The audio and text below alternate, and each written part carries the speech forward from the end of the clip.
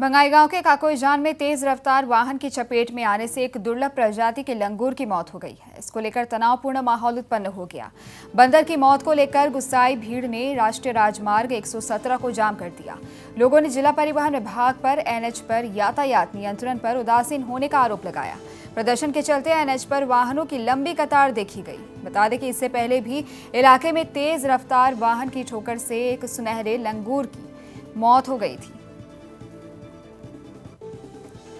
दुनाई और आमार सोनाली बांधर आमार काकोईजाना एरिया जी कदमतला एरियात आको मरिले रास्तार हेरित आमी इमान बारंबार आमी डिपार्टमेंटक जनोवा होइसे गवर्नमेंटक जनोवा होइसे किन्तु तथापितो आमार कोनो एटा फलाफल नहैसे। जोआ डिसेम्बर माहत आमार 4टा मरिले এই माहत आमार नतुन जानुवारी माहत आको एटा नहुआ हल जेहेतु नेকি मता एटा नहुआ हल। तो आमी এই কারণে আমি পদ অবরোধ কৰিছো আৰু লগতে আমাৰ যিখিনি কৰ্তৃপক্ষ আছে তেখেতসকলে আহি মেলি আমাৰ যিমান পাৰে সোনকালে আমাৰ যিখিনি মানে এনেকৈ সোণালী বান্ধৰ যেনেকৈ মৰি আছে এই বস্তুখিনিত যাতে আমাৰ সোনকালে আমাৰ মানে আলোচনা কৰি কামবিলাক কৰি দিব লাগে। অগণন ৰাইজ ইয়াতে উপস্থিত হৈছে আজি যে সোণালী বান্ধৰ পোচাক বুলি ইয়াতে ধুনি চলিছে, কিন্তু যেতিয়া সোণালী বান্ধৰ মৰে তেতিয়াই আপোনাৰ NSDCলৰ মানুহ আহিব, পৰিবহণ বিভাগৰ মানুহ আহিব, পুলিচ প্ৰশাসন আহিব, 2-3 দিন অহাৰ পিছত একেবাৰে নাইকিয়া হৈ যায়। এনেকৈ এইটো মানে লুকা ভাকুৰ খেল চলি আছে।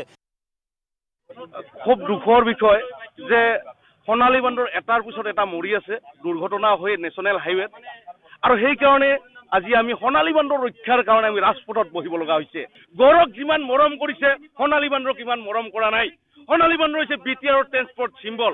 আমি বাৰ বাৰ কৈছো যে নেশ্যনেল হাইৱেত স্পীড লিমিট লগাও, আৰু লগতে কৈছো যে বিদ্যুৎ তাৰবিলাক প্লাষ্টিক কোটেড কৰক।